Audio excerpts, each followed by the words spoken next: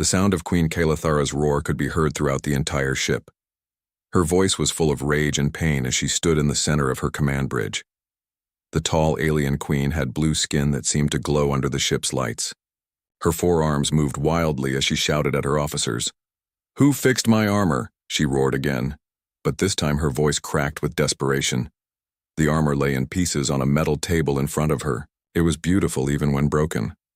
The metal was dark silver and covered with strange symbols that seemed to move in the light. This was not just any armor. It was 3,000 years old and had been worn by every queen in her family line.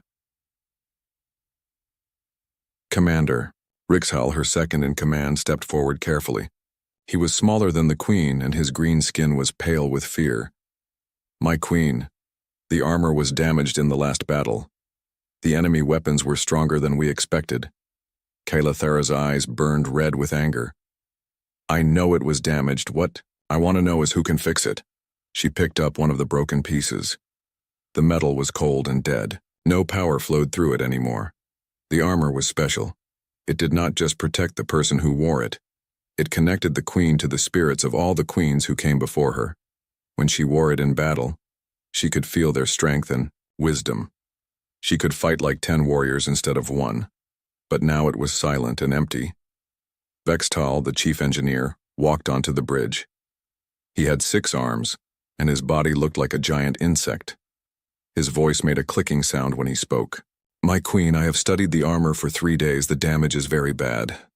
Can you fix it?" the queen asked. Vextal's head dropped low. "I am sorry, my queen. This armor was made by the predecessors. They lived long before any of us were born. We do not understand their technology. It is too advanced for us." The queen's fist hit the metal table with a loud bang. The sound made everyone on the bridge jump. "There must be someone who can fix it.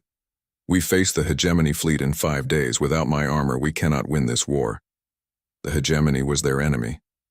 They had been fighting for 2 years. The hegemony wanted to control all the star systems. In this part of space, Queen Kalathara's people, the Zephyrians, were the only ones strong enough to stop them. But they needed every advantage they could get.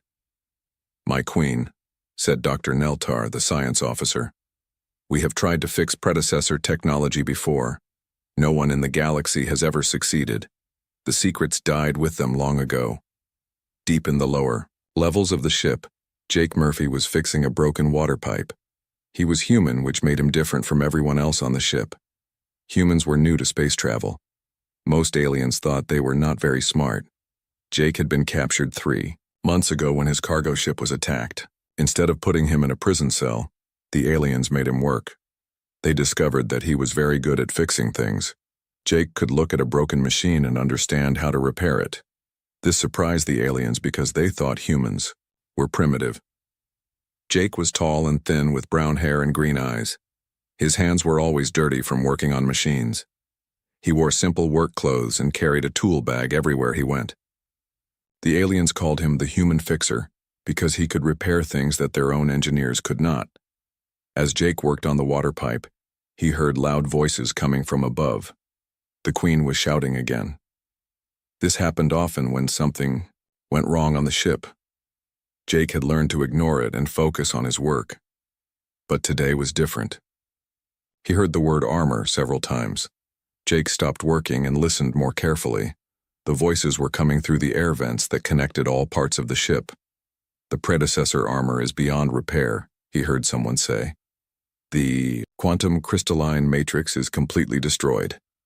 Jake knew about quantum systems. He had worked with similar technology when he served in the human military. Not the same technology, but close enough. He had also studied old Earth legends about ancient civilizations. Some stories said that humans had traveled to the stars long ago, before they forgot how to do it. Jake finished fixing the water pipe and cleaned his tools. He was curious about this armor. Predecessor technology was supposed to be impossible to understand. But Jake had noticed something during his 3 months on the ship. The aliens were very smart, but they thought in different ways than humans did. Sometimes they missed simple solutions because they were too complicated in their thinking. He decided to take a look at this armor. What was the worst that could happen? The aliens already thought humans were not very smart. If he failed, they would just think he was being foolish. Jake made his way through the ship's corridors. The Zephyrian ship was huge, with many levels and sections. He had learned the layout well during his months of work. He avoided the main corridors where officers walked and used the service tunnels instead. The engineering bay was on level 7. Jake had been there before to fix some equipment. He knew there was a back entrance that the engineers rarely used. He could get in and look at the armor without being noticed. When Jake reached the engineering bay, he hid behind some large machines and watched. The armor pieces were spread out on several tables. Alien engineers stood around them, looking worried and confused. They spoke in whispers, afraid that the Queen might hear them and get angry again. Jake studied the armor from his hiding place. Even broken, it was beautiful. The metal seemed to have its own inner light. Strange symbols covered every surface, but as Jake looked closer, he noticed something that made his heart beat faster. The symbols were not completely alien. Some of them looked familiar. They reminded him of ancient human writing that he had seen in museums on Earth. Not exactly the same, but similar enough to make him think. Jake waited until the engineers left for their meal break. Then he crept out of his hiding place and moved closer to the armor. When he touched one of the pieces, it felt warm under his fingers. There was still some power left in it, deep inside. As Jake examined the armor more closely, he began to see patterns that the alien engineers had missed. The power systems were not completely alien. They worked on principles that humans understood, just built with better materials and more advanced techniques. Jake smiled for the first time in months. Maybe, just maybe, he could fix this armor after all. Jake spent the next 2 days studying the armor in secret. Every time the alien engineers left the bay, he would sneak in and examine the broken pieces. He made drawings in a small notebook he kept hidden in his tool bag. The more he looked, the more confident he became. The armor was definitely not built the way the aliens thought. Jake could see that it was designed for someone with 2 arms, not 4 like the Zephyrians. The helmet was shaped for a head like his, not the larger alien heads. Even the height was wrong for most of the aliens on the ship. On the 3rd day, Jake made a decision. He waited until the morning shift change, when most of the engineers would be busy with other tasks. Then he walked into the engineering bay openly, carrying his tool bag. Vextal was standing by the armor tables, looking frustrated. His 6 arms moved in patterns that Jake had learned meant the alien was thinking hard. When Vextal saw Jake, his large eyes grew wide with surprise. "Human, what are you doing here?" "This area is restricted," Vextal said. His voice made clicking sounds that showed he was annoyed. Jake put his tool bag down and looked at the armor pieces. "I heard about the problem with the Queen's armor. I think I might be able to help." Vextal's body shook, which Jake knew was the alien way of laughing. "Help? You are human. Your people have barely learned to travel between stars. This armor was made by beings who conquered the galaxy before your species even existed." "Maybe," Jake said calmly. "But I have worked with similar systems before. Can I take a look?" 2 other engineers had come over to listen. They were both different alien species that Jake did not recognize. One looked like a tall bird, and the other had skin like a lizard. They both seemed amused by Jake's suggestion. "Let the human try," said the bird-like engineer. "What harm can it do? We have already failed to fix it." Vextal thought for a moment, then waved one of his arms. "Very well, but you must not damage anything further. The Queen will have us all thrown out of the nearest airlock if you make things worse." Jake nodded and moved closer to the armor. He picked up the chest piece, which was the largest part. It was heavier than he expected, but not too heavy for him to lift. The metal felt warm and smooth in his hands. "Tell me what you have tried so far," Jake said. Vextal began to explain. They had run every test they could think of. They had tried to replace the broken crystal matrices with new ones. They had tried to bypass the damaged circuits. They had tried to restart the power core with different energy sources. Nothing worked. "The neural interface is completely dead," Vextal said.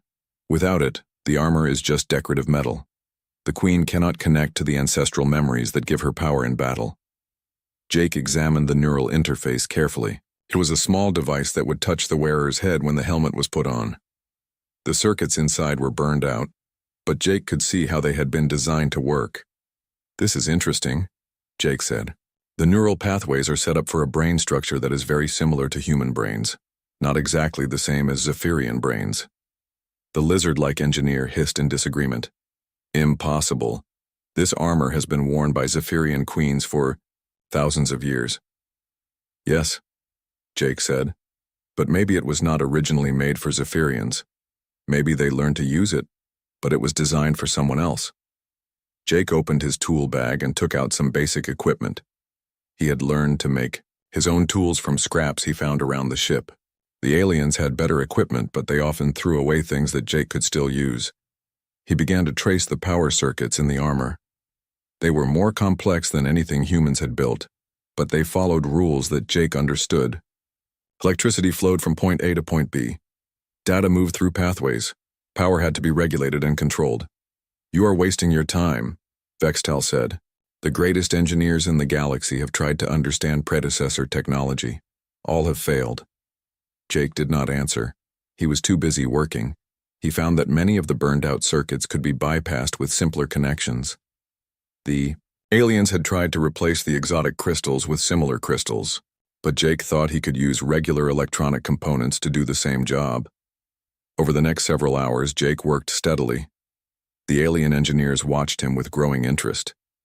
He was not using their advanced tools or rare materials. Instead, he was using basic copper wire, simple semiconductors, and standard power regulators that could be found on any human ship. "This should not work," the bird-like engineer said. "You are using primitive components." "Sometimes simple is better," Jake replied. "Complex systems break down. Simple systems keep working." Jake had served in the human military as a field engineer. His job had been to keep equipment working in combat conditions. He had learned that fancy, complicated repairs often failed when they were needed most. Simple repairs that used common parts were more reliable. As the day went on, more aliens came to watch. Word had spread through the ship that the human was attempting to repair the predecessor armor. Some came to laugh. Others came out of curiosity.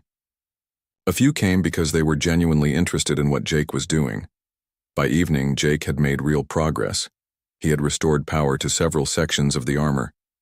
The metal began to glow with a soft inner light that it had not had since the battle.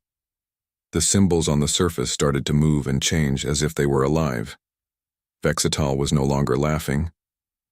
"How did you do this?" "We tried for weeks to restore power to those sections." "I stopped trying to understand the technology and started trying to understand the problem," Jake explained. "The armor is not broken because the technology is too advanced. It is broken because it has been used in ways it was not designed for." Jake showed them what he had discovered. The armor systems expected certain types of input signals from the wearer's nervous system. Zephyrian nervous systems were different from what the armor expected. Over thousands of years, this had caused stress on the circuits that eventually led to failure. But Zephyrian queens have worn this armor successfully for generations, the lizard-like engineer pointed out. "Yes, but only because the armor was adapting itself each time. It was slowly changing its programming to work better with Zephyrian biology. But this adaptation was wearing out the core systems. Jake had found a way to reset the armor's programming back to its original settings. Then he had built interface circuits that would translate between the armor's expectations and Zephyrian biology. It was like building a translator between two different languages. The work was not finished yet. Jake estimated that he needed at least 2 more days to complete the repairs. But the progress he had made in 1 day was more than the alien engineers had accomplished in weeks. As Jake packed up his tools for the night, Vextal approached him. The alien engineer's attitude had completely changed. "Human," Vextal said, "I owe you an apology. I underestimated your abilities. But I must ask you something. How did you know to approach the problem this way?" Jake thought for a moment before answering. "Where I come from, we have a saying. If you want to understand something, think about who made it and why they made it. This armor was made by someone who thought like I do, so I tried to think like they did." That night, as Jake lay in his small quarters, he thought about what he had discovered. The armor was clearly made by beings who were very similar to humans, too similar for it to be a coincidence. But what did that mean? Had humans really traveled to the stars in ancient times?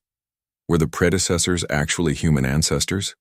Jake did not have answers to these questions yet, but he was determined to find out. Tomorrow he would continue working on the armor, and maybe, just maybe, he would discover secrets that had been hidden for thousands of years. Jake worked through the night. He could not sleep because his mind was full of questions about the armor. When the morning shift began, he was already in the engineering bay, continuing his repairs. The neural interface was the most important part. Without it, the Queen would not be able to connect with the armor's memory systems. Jake had rebuilt most of the circuits, but something was still not working correctly. As he worked deeper into the armor's systems, Jake found something that made his hands shake with excitement. There were data files buried deep in the armor's memory core. These were not just operating instructions. They were actual recordings from previous users.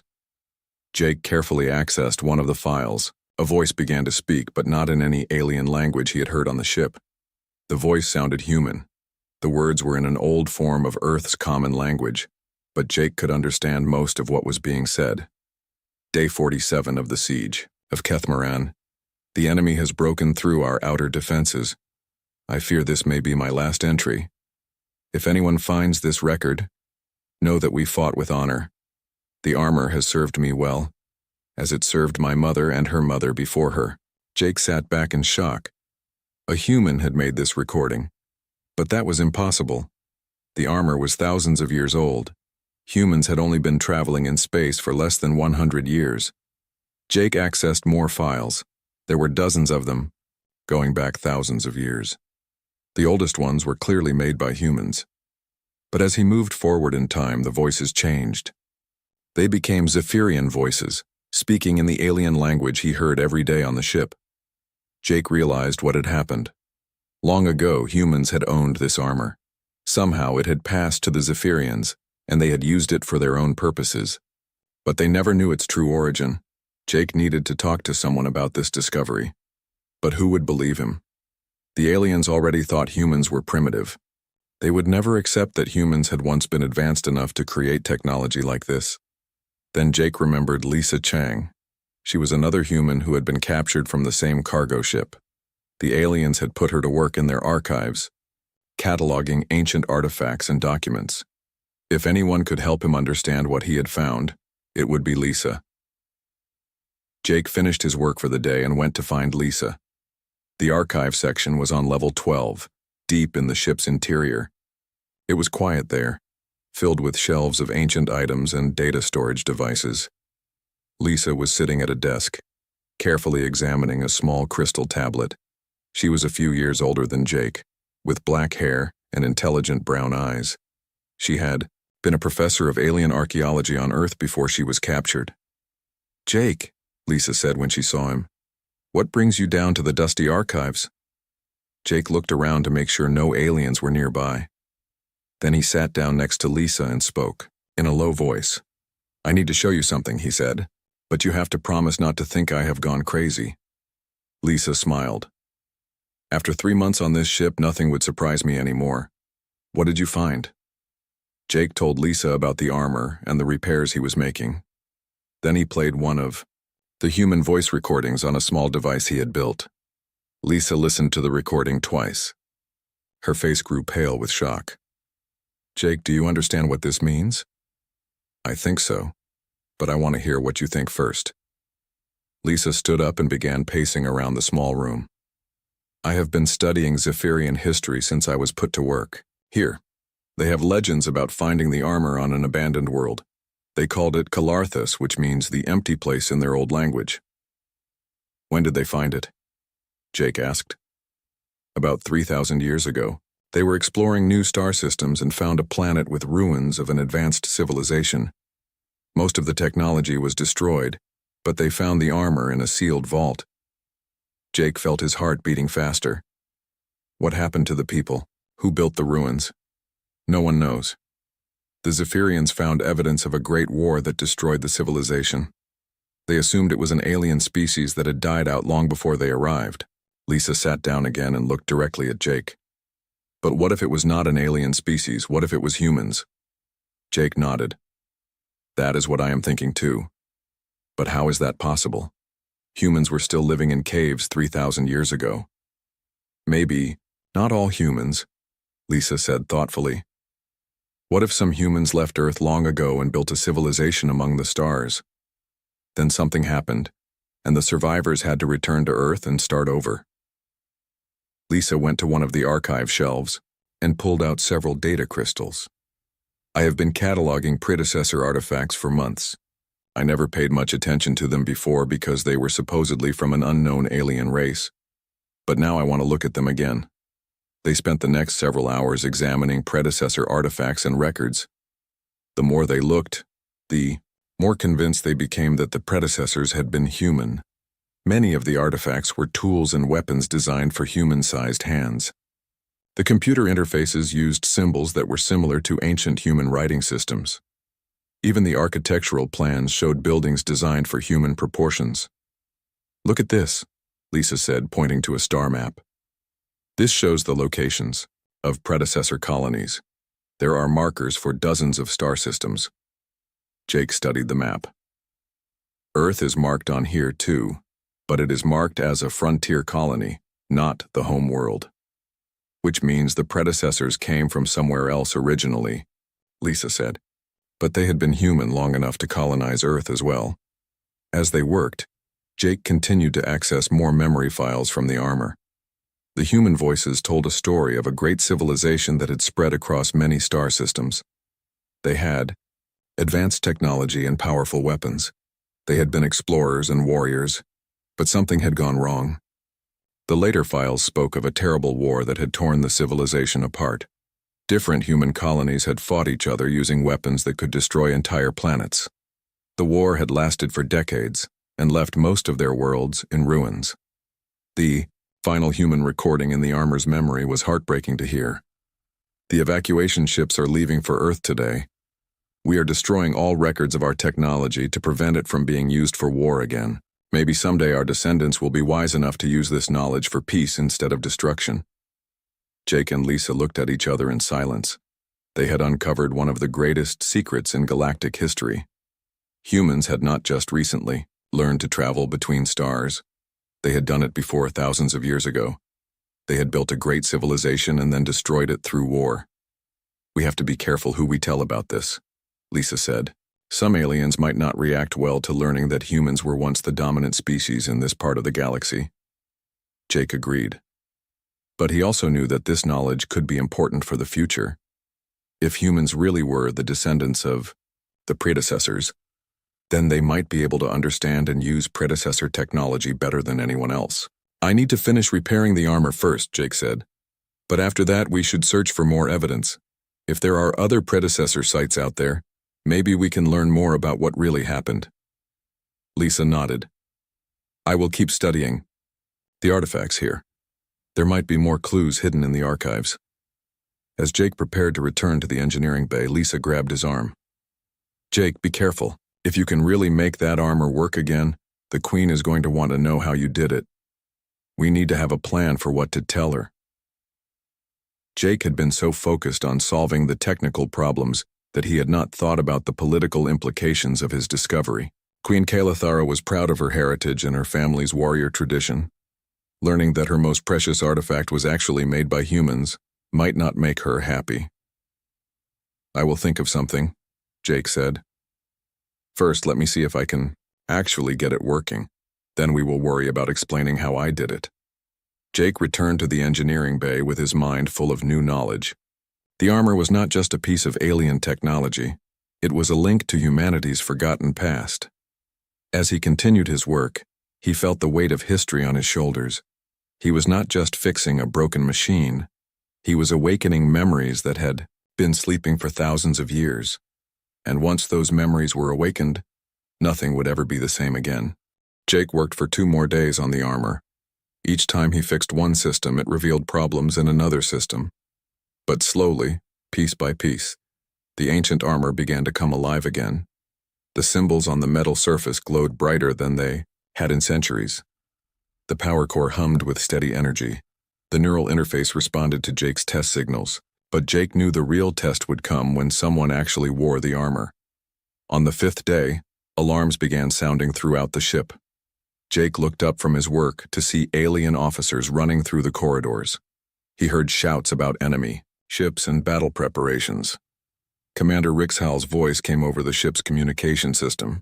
All crew to battle stations. The Hegemony fleet has found us. We have 1 hour before they arrive. Jake felt his stomach drop. The armor was almost ready, but not completely finished. Some systems still needed fine-tuning. The neural interface was working, but Jake had not been able to test it properly. Vextal rushed into the engineering bay, his 6 arms moving frantically. "Human, how much more time do you need?" "At least 6 more hours for a complete repair," Jake said. "Maybe 2 hours for basic function." "We do not have 2 hours," Vextal said. "The Queen needs her armor now." Before Jake could respond, the bay doors slid open and Queen Kayla strode in. She was wearing her regular battle gear, but Jake could see the worry in her red eyes. Behind her came a group of royal guards and military officers. "Show me," the Queen said simply. Jake gestured to the armor, which was laid out on the tables. It looked much better than it had a week ago.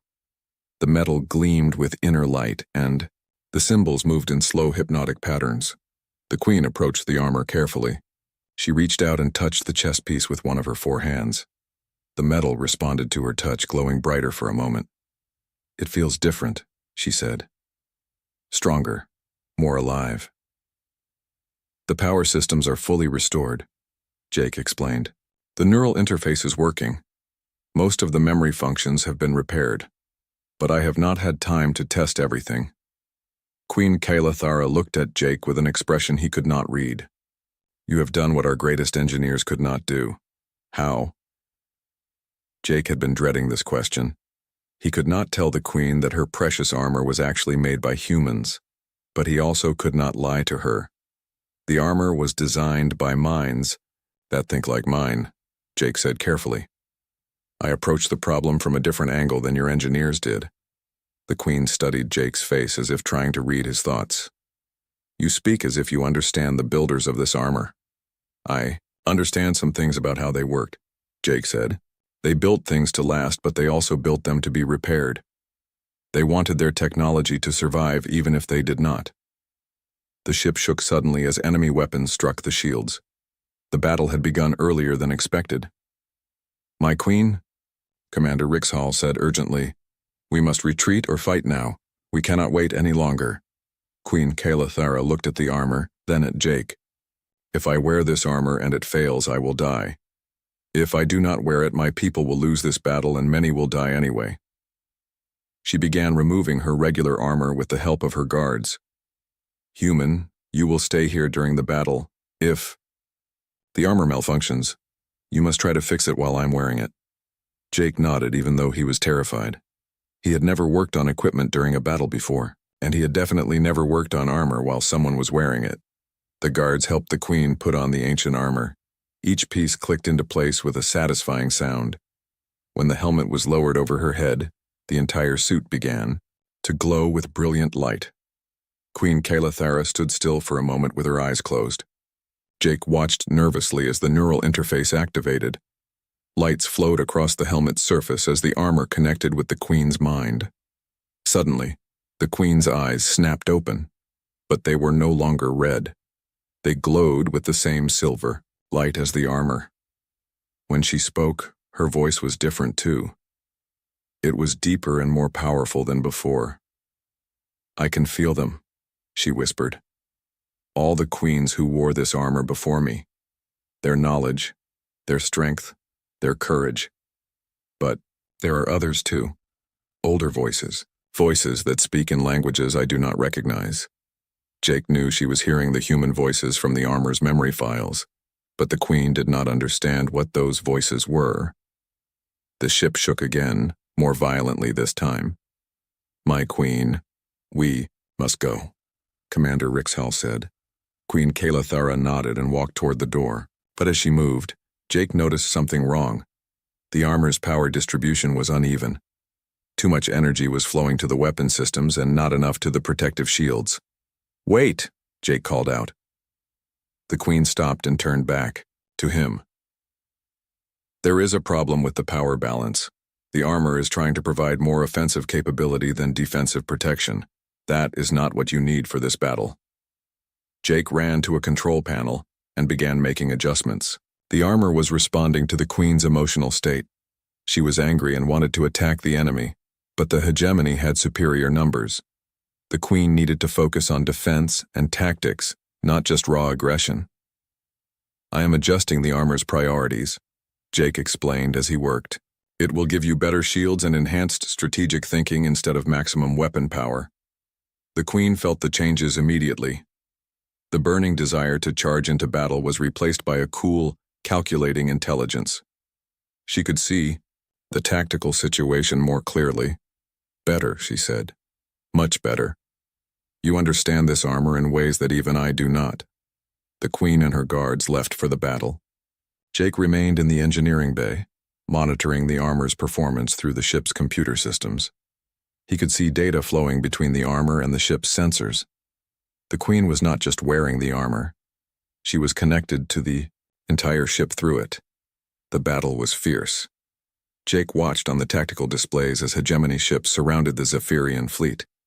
The enemy had twice as many ships and more powerful weapons. Under normal circumstances, the Zephyrians would have been destroyed quickly. But Queen Kalathara was fighting like no Zephyrian queen had fought in centuries.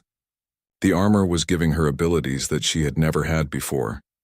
She could process information from hundreds of sources at once. She could coordinate the movements of dozens of ships simultaneously. She could predict enemy actions and counter them before they happened. Jake continued to make small adjustments to the armor's systems throughout the battle. When the Queen needed more processing power for fleet coordination, he shifted energy from the physical enhancement systems. When she needed to board an enemy ship personally, he boosted the armor's protection and weapon systems. It was like conducting an orchestra. Every system in the armor had to work in harmony with every other system. And Jake was the conductor, making sure that the Queen had exactly what she needed at exactly the right moment. The tide of battle began to turn. Zephyrian ships that should have been destroyed were surviving and fighting back. Enemy formations that should have been effective were being disrupted and defeated. The hegemony commanders could not understand what was happening. Finally, after 6 hours of fighting, the hegemony fleet retreated. They had lost more ships than they had destroyed, which should have been impossible given their numerical advantage. Queen Kalathara returned to the engineering bay after the battle. She was exhausted, but victorious. The armor had performed, better than anyone had dared to hope. "Human," she said to Jake, "you have not just repaired my armor, you have transformed it. It is more powerful now than it has ever been." Jake felt proud and worried at the same time. He had succeeded in fixing the armor, but he had also awakened capabilities that the Zephyrians had never known existed. What would happen when other aliens learned about this? What would happen when they discovered the truth about the armor's origins? "My Queen," Jake said carefully, "there are things about this armor that you should know. Things that might change how you think about it." Queen Kalathara removed her helmet and looked at Jake with tired but curious eyes. "Tell me." Queen Kalathara stood in the engineering bay, still wearing the ancient armor. The battle was over, but the armor continued to glow with power that seemed almost alive. Jake could see that she was different now. The connection with the armor had changed her somehow. "Tell me what you have discovered," the Queen said. Her voice was calmer than Jake had ever heard it. Jake looked around the bay. Several alien engineers were present, along with some of the Queen's guards. This was not the right place for such a conversation. "My Queen, what I have to tell you might be difficult to hear. Perhaps we should speak privately." Queen Kalathara nodded and dismissed her guards and the other engineers. Only she and Jake remained in the bay. Jake took a deep breath and began. "When I repaired the armor, I found memory files buried deep in its systems. These files contain recordings from everyone who has ever worn the armor." "Yes," the Queen said. "The voices of my ancestors. I heard them during the battle. Some of the voices were your ancestors, Jake said carefully. But the oldest voices were not Zephyrian. They were human. The Queen's forearms tensed, and her red eyes began to glow with anger. That is impossible. This armor has been in my family for 3,000 years. It is a symbol of Zephyrian power and heritage. Jake had expected this reaction. He activated a small device and played one of the human voice recordings. The ancient voice spoke in Old Earth language, telling of battles and victories from long ago. Queen Kayla listened in silence. When the recording ended, she sat down heavily on one of the workbenches. "How can this be?" she asked quietly. Jake explained what he and Lisa had discovered. He told her about the evidence they had found that the predecessors were actually ancient humans. He explained how the armor had been designed for human physiology and then adapted for Zephyrian use over thousands of years. "Your people found this armor on a ruined world," Jake said. "But they did not find alien ruins. They found the remains of a human civilization that had destroyed itself through war." The Queen was silent for a long time. Jake could see her struggling with this information. Everything she had believed about her heritage was being challenged. Finally, she spoke. "If what you say is true, then my people have been living a lie for 3,000 years. "Not a lie," Jake said. "Your people took something that was abandoned and gave it new life. Zephyrian queens have worn this armor with honor for generations. They have used it to protect their people and fight for justice. That is not a lie. That is worthy of respect." Queen Kayla looked at Jake with new understanding. "And that is why you could repair it when no one else could. Because you are the same species as the ones who built it." Jake nodded. "I think so. The technology made sense to me because it was designed by minds like mine. But it took Zephyrian courage and warrior spirit to make it truly powerful." The Queen stood up and began pacing around the bay. The armor's symbols shifted and moved as her emotions changed. "What do you want in return for this knowledge?" she asked. "And for repairing my armor?" Jake had been thinking about this question for days. "I want my freedom and the freedom of Lisa Chang and the other humans who were captured with me. But I also want something else." "What?" "I want to search for other predecessor sites. If there are more ruins out there, we might be able to learn what really happened to the ancient human civilization, and we might be able to prevent the same mistakes from happening again." Queen Kayla considered this request. Jake could see that she was thinking not just as a warrior now, but as a leader who had to make decisions for her entire people. "You realize what you are asking?" she said. "If word of this spreads, it will change how every species in the galaxy thinks about humans. Your people will no longer be seen as primitive newcomers." "Maybe that is not a bad thing," Jake said. "Humans have something to offer the galaxy. We see problems differently than other species. We find solutions that others miss. But we also make mistakes that others might help us avoid."